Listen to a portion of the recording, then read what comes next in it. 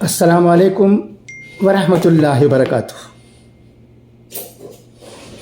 امید ہے کہ آپ تمام اللہ کے فضل و کرم سے بخیریت و عافیت ہوں گے۔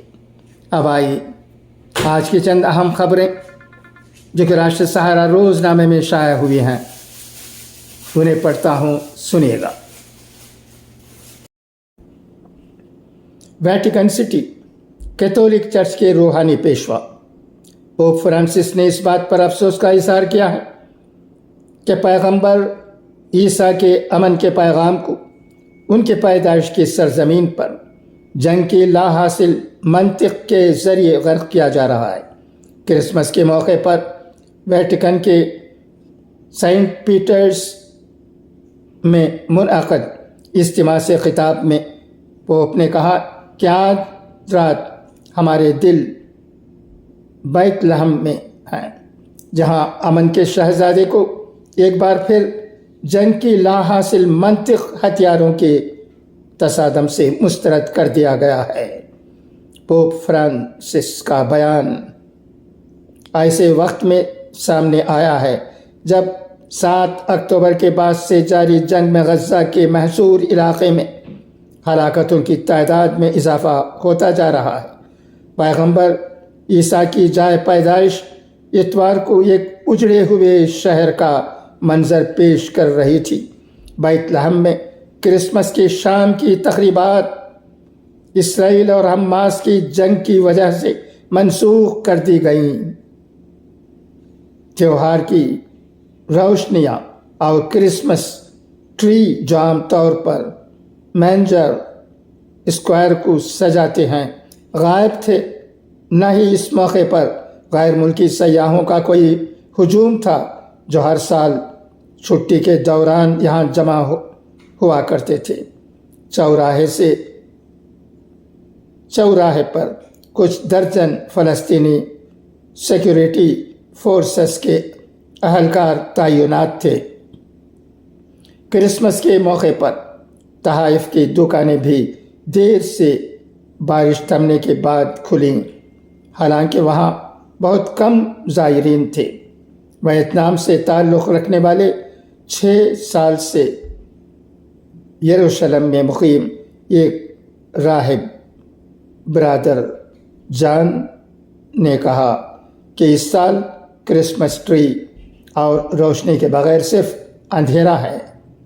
خیر رساں ایجنسی ایسوسیٹڈ پریس سے گفتگو میں ان کا کہنا تھا کہ وہ ہمیشہ کرسمس کے موقع پر بیت لحم آتے ہیں، لیکن یہ سال خاص طور پر پریشان کن تھا۔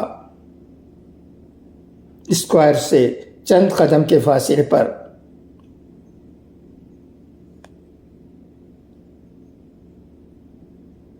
ریستوران کے ایک مالک الاسلامہ نے کہا کہ ہم درخت لگانے اور معمول کے مطابق جشن منانے کا جواز پیش نہیں کر سکتے جب غزہ میں کچھ لوگوں کے پاس رہنے کے لیے گھر بھی نہ ہوں۔ ادھر اسرائیل کے وزیر اعظم بنجمن نیتن یاہو نے اتوار کو خبردار کیا ہے کہ 7 اکتوبر کو اسرائیل پر حملہ آور ہونے والی فلسطینی عسکریت پسند تنظیم حماس کے خلاف جنگ طویل ہوگی۔ کابینہ کے اجلاس میں نیتن یاہو نے کہا کہ یہ واضح رہے کہ یہ ایک طویل جنگ ہوگی۔ جنگ کے حوالے سے ان کا کہنا تھا کہ یہ اس وقت تک جاری رہے گی جب تک حماس کا خاتمہ نہیں ہو جاتا اور اسرائیل کے شمال اور جنوب دونوں جانب سیکورٹی بحال نہ ہو جائے۔ غزہ پر اسرائیلی حملوں کے جاری رہنے کے ساتھ ساتھ حماس کے زیر انتظام غزہ کی وزارت صحت کے مطابق گزشتہ 24 گھنٹوں کے دوران 167 سے زائد فلسطینیوں کی ہلاکت ہوئی ہے، جس کے بعد فلسطینیوں کی مجموعی ہلاکتوں کی تعداد 20,000 سے زائد ہو گئی ہے۔ اسرائیل کا کہنا ہے کہ ہفتے کے اواخر میں لڑائی میں ہلاک ہونے والے اسرائیلی فوجیوں کی تعداد بڑھ کر 15 ہو گئی ہے، جس کے بعد غزہ پٹی میں اسرائیل کی زمینی کارروائی شروع ہونے کے بعد ہلاک ہونے والے فوجیوں کی کل تعداد 161 تک پہنچ گئی ہے۔ حماس کے اسرائیل پر 7 اکتوبر کے حملے میں اسرائیلی حکام کے مطابق 1200 لوگ ہلاک ہوئے تھے۔ حماس کے جنگجوؤں نے 240 کے قریب افراد کو یرغمال بنا لیا تھا، جنہیں وہ غزہ لے گئے تھے۔ دریں اثنا مراکش کے دارالحکومت رباط میں اتوار کو فلسطینیوں سے اظہار یکجہتی کے لیے ایک بڑا احتجاج منعقد کیا گیا۔ اس مارچ کے شرکاء نے اپنی حکومت سے اسرائیل کے ساتھ تعلقات ختم کرنے کا مطالبہ کیا۔ مراکش اور اسرائیل کے درمیان 2020 میں امریکہ کے صدر ڈونلڈ ٹرمپ کے دور میں تعلقات بہتر کرنے کا معاہدہ ہوا تھا۔ اتوار کو مراکش میں ہونے والے احتجاج میں اسرائیل کی حمایت کرنے والی مصنوعات کے بائیکاٹ کا بھی مطالبہ کیا گیا۔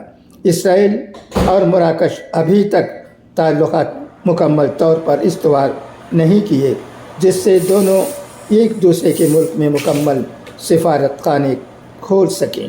البتہ دونوں ممالک میں دفاع سمیت بعض امور پر معاہدے ہوئے ہیں۔ اب آئیے حافظ شیرازی رحمۃ اللہ علیہ کے اقوال زرین سنیں۔ ہم غرور کے جام سے مست ہیں اور اسی کا نام ہم نے ہوشیاری رکھ لیا ہے۔ رفتگان طریقت کو دیکھ کہ آدھے جو سے بھی قبائے اطلس و دیبا کو نہیں خریدتے، ان کو اس سے ہزار بیزاری ہے۔ توکل کے آستانہ پر تو پہنچا جا سکتا ہے، لیکن آخرت کی سرداری کے آسمان پر عروج کرنا بڑا مشکل ہے۔ ہر شخص میں کوئی نہ کوئی عیب ضرور ہوتا ہے۔ دنیا محسوس نہیں کرتی، اور بے وقوف وہ ہے جو اپنے کو خود محسوس نہیں کرتا، بلکہ دنیا محسوس کرتی ہے۔ اچھا، تو اجازت، انشاءاللہ پھر ملاقات ہوگی۔ خدا حافظ، فی امان اللہ۔